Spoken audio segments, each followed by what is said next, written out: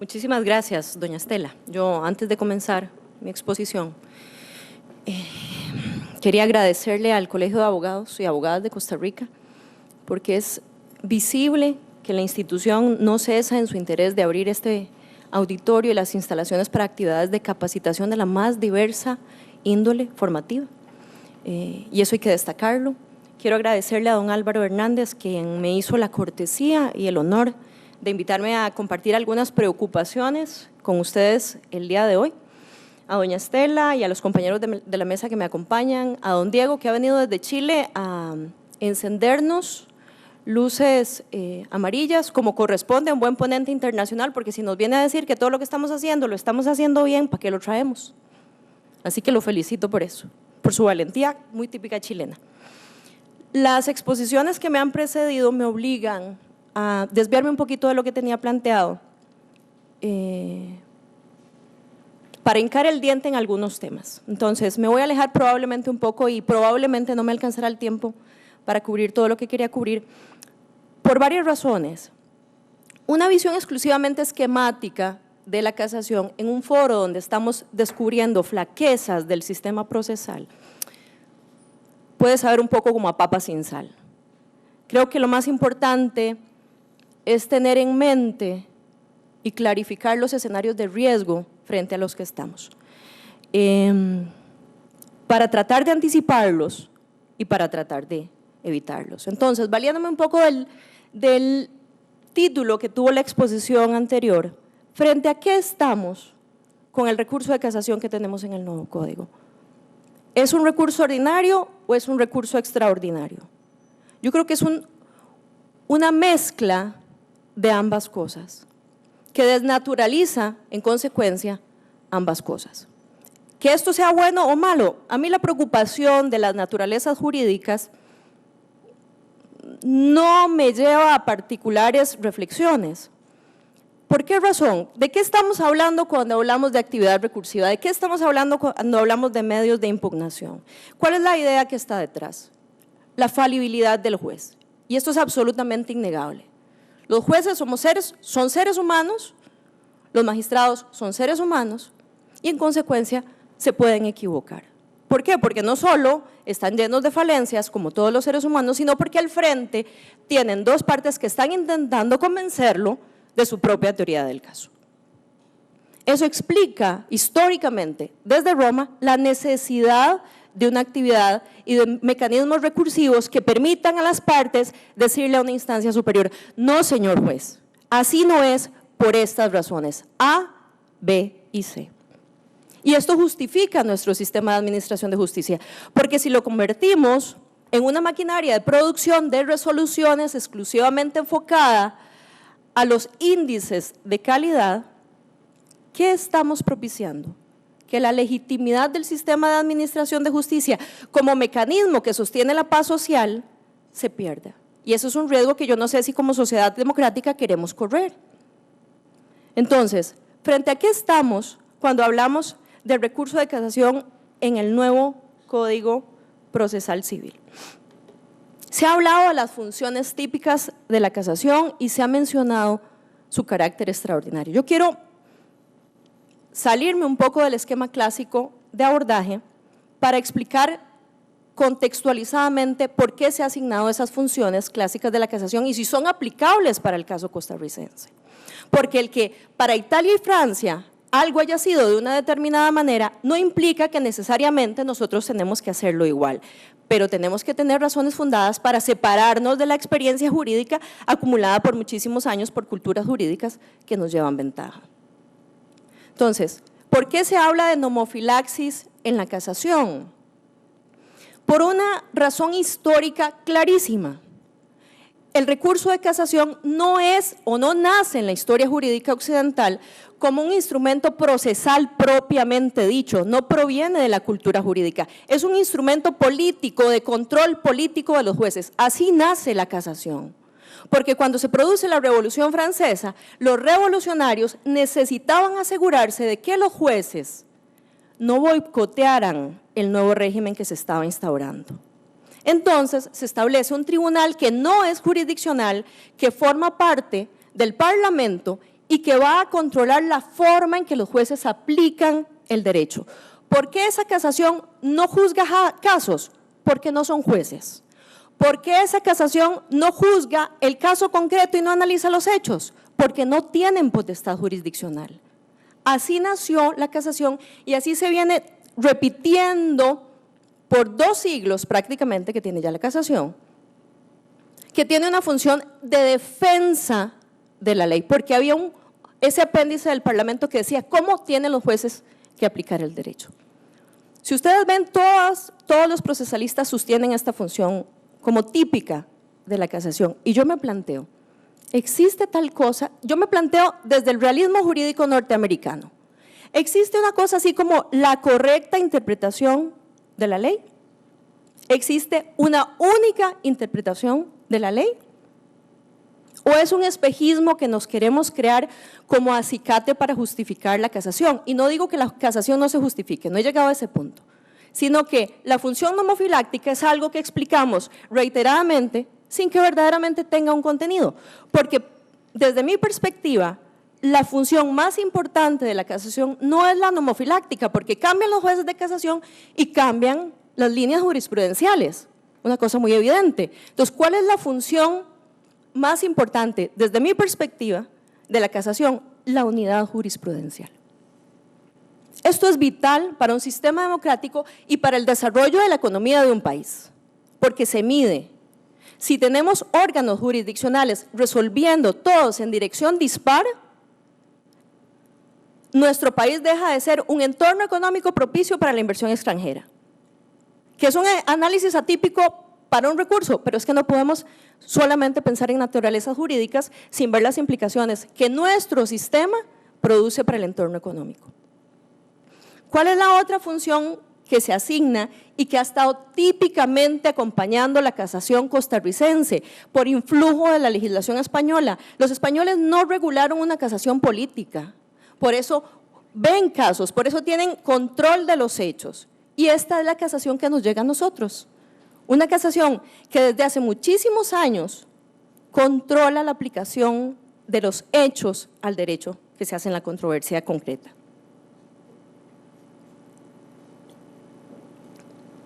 Otro mito clásico, que la casación tiene que ser o es un recurso extraordinario. Se ha repetido históricamente. ¿Por qué razones? Porque estuvo constituido históricamente en los derechos occidentales, luego de 2 instancias plenarias, se justificaba una casación que solo conociera determinados tipos de vicios.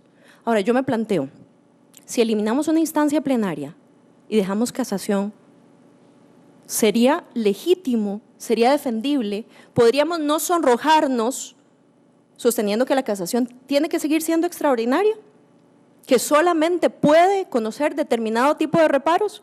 Y yo creo que un poco, tras las múltiples personas que se incorporaron en la redacción de lo que finalmente es el código que entrará en vigencia, se percibió este riesgo, porque había una necesidad política de mantener la casación, porque el país no está en un momento histórico que permita pensar en eliminar la figura, no solo políticos, no solo económico, no solo social, sino también jurídico. Entonces, ¿por qué se optó? Por lo que mencionaba al principio, por diseñar un recurso a horcajadas entre apelación y entre casación, que contemple un poco de ambas cosas. Entonces, que si estamos en presencia de un nuevo recurso de casación, sus estructuras fundamentales, en mi posición, se mantienen. Se intentó, de alguna manera, acercarlo hacia un recurso ordinario, abriéndole las causales de control, según veremos ahora. Nuestra legislación procesal civil tardó 100 años en adoptar el recurso de casación porque el Código de Carrillo no lo contenía. Y la evolución histórica que sufrió hasta el Código Procesal Civil de 1989 fue un modelo cada vez más formalista y más restrictivo del conocimiento de la causa que venía de una segunda instancia. Esto es sostenible, esto es defendible en un proceso al que se le suprime una instancia de conocimiento? Yo solamente dejo planteada la cuestión. ¿Qué características tiene el modelo actual? La jurisprudencia de la sala dice que es un recurso extraordinario, que es técnico. La sala no admite claramente que es formalista, pero yo creo que sin duda lo es, porque no podríamos decir que no es formalista si se le dice a un recurrente que si no nos invoca la norma procesal que define el valor probatorio de un determinado medio de prueba, no tiene acceso al recurso. Eso es formalismo puro y duro. Tiene causales cerradas de control, está dividido en una etapa de admisión y una etapa de análisis por el fondo, conoce motivos procesales o vicios de actividad y motivos de fondo, tiene figuras en desuso. No he visto en 16 años de práctica profesional en la sala una casación directa, una casación per saltum y tal vez una ampliación de un recurso de casación, de modo que está muy bien su abolición en el modelo que entrará en vigencia. Tiene una vista obligatoria absurda, inútil y muy costosa, porque el pleno de la sala escucha argumentos que deben estar en un recurso escrito, porque no se pueden agregar nuevas razones. Y su esquema es tan cuadrado y tan limitado que se limita a reproducir lo que ya obra en el recurso, pero con la advertencia a los recurrentes de que no lo pueden leer, no deja de ser un contrasentido. Y tiene una admisión de prueba excesivamente limitada. Se justifica o se explica o se defiende con mucha facilidad si hay un sistema de doble instancia. ¿Por qué razón? Porque tiene un carácter extraordinario. ¿Pero con qué nos encontramos? Con un modelo que, rescatando sus muchas virtudes, tiene reglas de impugnación generales, que es algo con lo que no cuenta el Código Procesal actual. Y ya veremos que tienen incidencia concreta para el recurso de casación. Presenta reducción de las resoluciones controlables. La sala conocerá menos resoluciones de las que conoce en la actualidad. Los motivos procesales y de fondo, y es aquí donde viene el emparentamiento clarísimo con los recursos ordinarios o con el recurso de apelación, dejan de ser causales taxativas o cerradas y se regulan en ambos casos causales de control abiertas. Hay un énfasis clarísimo en la carga de fundamentar el recurso. Se le traslada clarísimamente en varias normas de forma reiterada la carga que tiene el recurrente de fundamentar jurídicamente el recurso. Y esto es muy importante. Está dividido igual que está ahora en una etapa de admisión y una etapa de fondo. Sigue siendo un recurso técnico y ya veremos las razones que justifican esta afirmación. La audiencia oral dichosamente pasa a ser facultativa. ¿Por qué razón? Porque también está establecida para reiterar los argumentos que deben estar obrando en el recurso, de modo que se permite a la sala que defina si la va a otorgar o no, a diferencia del modelo actual donde si se la piden tiene necesariamente que otorgarla. Se prevé ante la eliminación de una instancia la necesaria inclusión de la posibilidad de que el recurrente ofrezca prueba ante la sala. Y la sala necesariamente, si bajo determinados parámetros que ya veremos, podrá admitirla. Hay unas puntuales modificaciones en los efectos clásicos que produce la sentencia de casación que acoge los motivos que se plantean y hay nuevas formas de recursos de casación como ya les han estado hablando. En esto último no me detendré. Voy a pasar muy rápidamente sobre las reglas generales de impugnación para ver qué incidencia tienen sobre el recurso de casación. Hay una regla general que establece que no solo las partes podrán impugnar las resoluciones adversas, sino cualquiera que resulte perjudicado. Dejo planteado un tema sobre el que hemos estado discutiendo. Si revisamos la legitimación para plantear recursos de casación por razones procesales, allí el legislador cambió la redacción porque no refiere a todos los perjudicados, sino a la parte que resulte afectada. De modo que veremos que resuelve la sala si es cualquier persona que resulte afectada con un vicio de naturaleza procesal la que podrá presentar un recurso de casación o solamente la parte afectada podrá reclamar vicios procesales. La motivación de la impugnación bajo pena de inadmisibilidad no es una regla inspiradora exclusiva de la casación, sino de todos los recursos. Recurso infundado o sin fundamento se rechaza. Pero esto tiene particularizaciones para la casación, porque sigue siendo un recurso técnico, en tanto requiere la mención de las normas de derecho infringidas. y la expresión de los motivos claros, concisos y ordenados que dan fundamento a la casación. ¿Por qué se aproxima a la casación en este punto y no al recurso ordinario? Porque si no lo hace, si el recurrente no lo hace, se va a producir un rechazo de plano de su recurso. Entonces, tenemos un recurso que va serpenteando entre una cosa y la otra. Hay una regla súper importante que está clarísima, está en la actualidad, pero se hace diáfanamente clara en la reforma, que es la preclusión de los vicios y de los argumentos o razones no protestadas oportunamente. Tenemos la regla específica para todos los recursos de que todo aquello que se pudo haber alegado y no se hizo, precluyó. Pero además, para casación hay una regla específica que es muy importante tomar en cuenta, porque vea la posibilidad de plantear alegatos nuevos que no se hayan planteado en la instancia previa. Naturalmente, el principio de prohibición de reforma en perjuicio aplica para la casación y además el legislador le advierte al juez de casación: cuidado, porque si usted tiene que anular el fallo y dictarlo por el fondo, no se olvide que tiene que tomar en cuenta las defensas de la parte contraria. ¿Por qué? Porque en el fondo está actuando como una segunda instancia.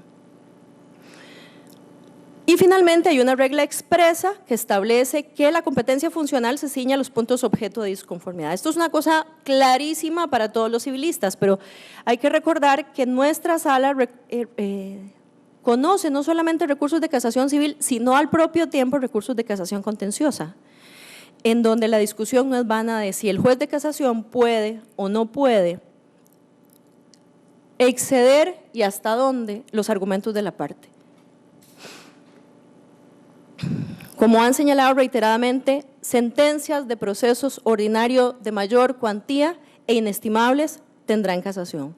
¿Qué no lo tendrá ya? El incidente de cobro de honorarios y la rendición de cuentas ya no tendrá casación, tendrá solamente apelación y no lo tendrá en las ejecuciones de sentencia. Hay un aspecto que me preocupa que no se mantuviera en el recurso de casación actual y es el siguiente.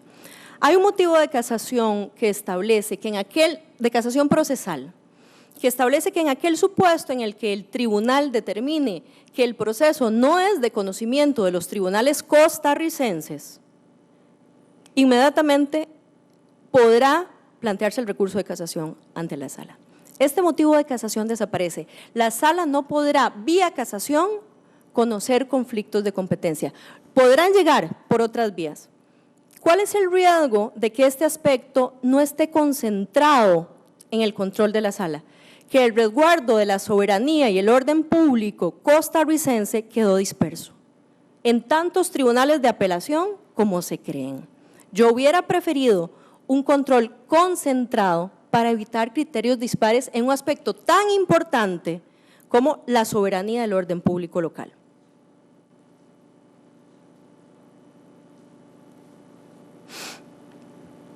En esta aproximación que tiene el recurso de casación hacia un recurso ordinario,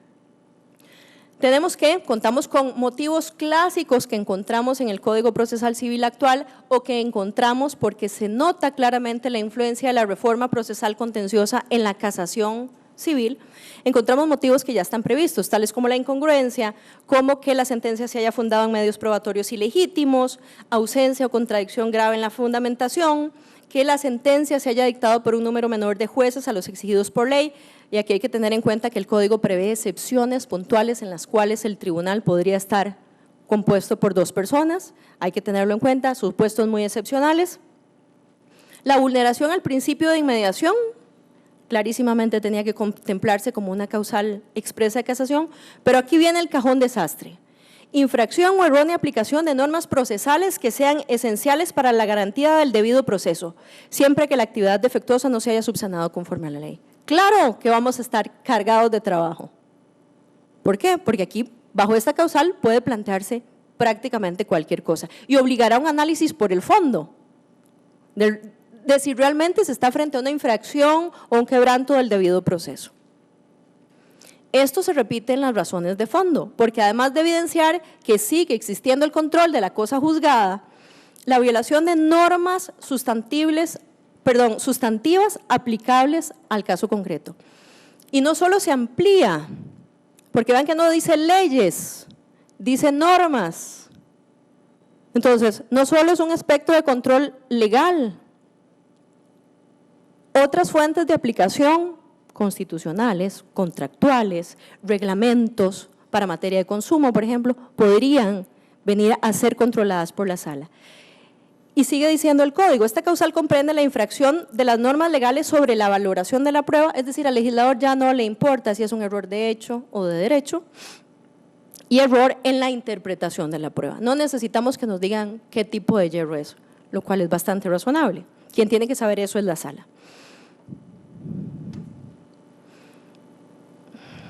Ya doña Estela me está sacando tarjeta amarilla, entonces voy un poquito más rápido. Como les mencionaba, hay un claro énfasis en la carga que tiene el recurrente de fundamentar el recurso. Entonces, ¿qué es un recurso ordinario en tanto no requiere de fundamentación? Mucho cuidado, todos los recursos a partir de ahora requieren justificación y fundamentación. ¿Qué tanto va a restringir o admitir la sala al respecto? Habrá que esperar que el código entre en vigencia para que la sala determine, igual que lo hizo en contencioso, qué es una fundamentación jurídica necesaria para que el recurso entre a análisis por el fondo. ¿Qué otras circunstancias generan rechazo de plano del recurso? La extemporaneidad, que aunque ustedes no crean es bastante frecuente, que no verse sobre una causal de nulidad controlable, es decir, que no se trate de un quebranto al debido proceso, o que se trate de problemas precluidos respecto de los cuales la parte no haya impugnado oportunamente. También se regula como causal de rechazo de plano los problemas de identificación del proceso. Esta causal prácticamente entrará muerta. ¿Por qué razón? Porque el modelo que se está adoptando es el del expediente electrónico. Entonces, la sala no necesitará que le digan mayor cosa de, mire, está en el tribunal tal, de tal parte y mándelo a traer, sino que electrónicamente será fácil ubicar dónde está el proceso. Mantiene el esquema de una etapa de admisión, de revisión, de verificación, de fundamentación del recurso y de requerimientos técnicos para luego el análisis de fondo. La audiencia oral, como les mencionaba, será facultativa. ¿Qué consecuencias tiene? Si la parte la pidió y no asistió, se tiene por desistido el recurso. Curiosamente, se regula la posibilidad de que la sala de oficio determine o fije la celebración de una audiencia oral facultativa para escuchar a las partes. En este escarceo del recurso entre una cosa y otra, era indispensable que se regulara no solo la posibilidad de que la parte presentara prueba, sino que además al propio tiempo se juzgó necesario desde los principios inspiradores que se le asignaron al código, establecer la posibilidad de que el juez de casación ordene prueba oficiosa. No tan limitada o limitadísima como está en el código actualmente, que es el constriña documentos públicos de influencia decisiva en la litis, sino que cualquier medio probatorio será admisible, siempre que sea estrictamente necesario para resolver los puntos objeto de impugnación, cuando no se haya podido ofrecer o practicar en primera instancia por causas ajenas a la parte. ¿Qué particularidad tiene esto?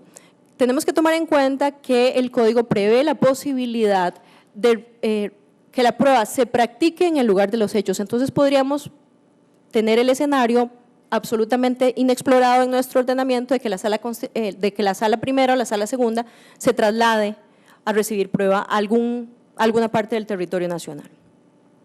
Ya para ir cerrando, ¿qué cambiecitos pequeños tiene respecto de los efectos de la sentencia de casación? Sabemos que la sentencia que acoge un motivo procesal provoca necesariamente el reenvío para que el asunto vuelva a fallarse reponiendo el vicio que se ha constatado. Sin embargo, el legislador previó la posibilidad de que en supuestos de incongruencia o falta de motivación no se reenvíe, sino que si el juez de casación determina que sin infringir la congruencia puede resolver el fondo, lo haga de una vez. Y curiosamente hay un par de supuestos muy excepcionales en los que el acogimiento de un recurso de casación por razones de fondo no genera que la sala entre a resolver, sino que va a dar lugar al reenvío, que son el supuesto de demanda improponible y de sentencia anticipada. ¿Por qué razón? Porque si en una etapa inicial del proceso se determina que la demanda es improponible y la parte disconforme o afectada con el pronunciamiento plantea recurso de casación, de constatarse que efectivamente la sala considera que no se está en presencia de una demanda improponible, ¿qué va a tener que hacer? Acoger el recurso de casación por el fondo, pero ordenar el reenvío para que el proceso continúe su trámite. Igual sucede en el supuesto excepcional de sentencia anticipada que está regulada en el artículo 39. ¿Qué casación queremos o qué casación necesitamos? Yo creo que el enfoque es qué casación necesitamos para la legitimidad del modelo, porque ya se nos ha expuesto. Queremos ver a Costa Rica en la disyuntiva de ser demandada nuevamente para definir de una vez por todas y con toda claridad si existe un derecho a la doble instancia civil o no. Si la sala de casación primera y segunda asumen criterios restrictivos muy al modo del recurso de casación actual, es un riesgo con el que nos enfrentaremos. Si los criterios son más flexibles, es un riesgo que en buena medida podremos evitar. Ahora, los últimos minutos. ¿Qué efecto tiene una casación con causales abiertas? Ya lo anunciaron, pero yo se los quiero mostrar en números. Y me alegra que el ponente anterior lo haya reflexionado. ¿Por qué podemos hacer un modelo hipotético de proyección de qué va a pasar en la sala primera? ¿Y por qué la sala primera, particularmente, porque es la que tiene la mayor cantidad de asuntos civiles, podría convertirse en un vértice ambiguo, como advierte Tarufo? Y yo lo llevo más allá, podría constituirse en el obstáculo principal de que las bondades de la reforma desplieguen realmente sus efectos. Por lo siguiente, si vemos la estadística de la sala primera, del 2007, que fue el último año de vigencia del Código de la Ley Reguladora de la Jurisdicción Contencioso Administrativa, al 2009, que es cuando ya el Código Procesal Contencioso estaba desplegando toda su eficacia, tenemos que el circulante subió de 664 a un promedio de 1.400 asuntos, en una reforma que tiene características casi idénticas a la civil. ¿Por qué razón? Se suprimió la instancia de apelación, una casación más abierta y proviene de un tribunal colegiado. Los números de la sala de casación, antes era la sala de casación civil, ahora es la sala de casación contenciosa, porque pasamos de conocer un 58% de asuntos civiles frente a un 23% de asuntos contenciosos en el 2007, año anterior a la reforma, a conocer un 22% civiles frente a un 56% contenciosos. Y si lo ven, no fue que la materia civil dejó de producir, tiene una pequeña tendencia a la baja, es la línea café. Lo que pasó es que hubo una línea exponencial de aumento de circulante, litigiosidad mayor, la esperanza de que el proceso se va a resolver más fácilmente. Las razones sociológicas no están claras, pero la litigiosidad aumenta con la reforma procesal. Ahora, entonces, si tomamos en cuenta que la reforma procesal contenciosa suprimió una instancia, pero requirió más jueces, porque el modelo oral es mucho más caro, se implementó un aumento del 133% de los jueces resolviendo procesos que culminarían en sala primera. Y ese aumento generó un 318% de incremento de los asuntos contenciosos. Si yo les cuento que la proyección de jueces que se incrementarán resolviendo procesos ordinarios de mayor cuantía es del 123% aproximadamente, yo creo que ustedes pueden anticipar lo preocupados que estamos nosotros. Porque la sala necesita con urgencia adecuarse me puso nerviosa doña Estela que me dijo ya roja. La sala necesita adecuarse porque si no va a ser el principal obstáculo de la reforma y con esto cierro. Muchas gracias.